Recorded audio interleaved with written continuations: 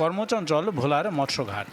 নদীতে পানি বৃদ্ধি ও বৃষ্টিপাত হয় জেলেদের জালে মিলছে কাঙ্ক্ষিত ইলিশ।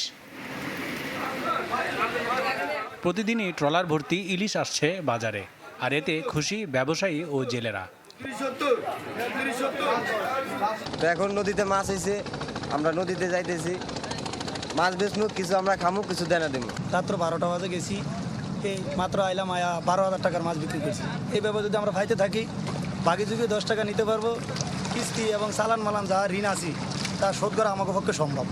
যেই বাজে আছে এই বাজে ফাইলে আর কি মোটামুটি দেনা ফানা দিতে পারুম, কি চলতে দিতে পারুম আর কি। পর্যাপ্ত সরবরাহ না থাকায় এতদিন বাজার ছিল বেশ চড়া। অস্বাভাবিক দাম হয় ক্রেতা শূন্যতায় ভুগছিলেন খুচরা ব্যবসায়ীরা। তবে এখন দাম কমায়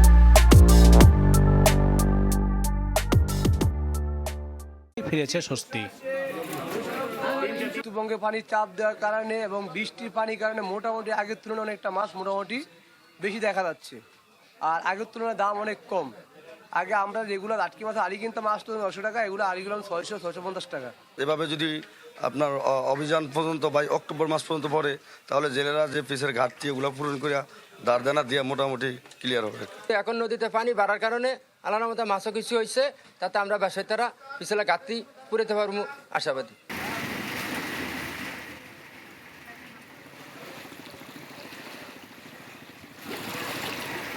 ভোলায় সাগর ও নদী মিলিয়ে প্রায় 2.5 লক্ষাধিক নিবন্ধিত জেলে রয়েছে, যারা জীবিকা নির্বাহ করে নদীতে ইলিশ ধরে।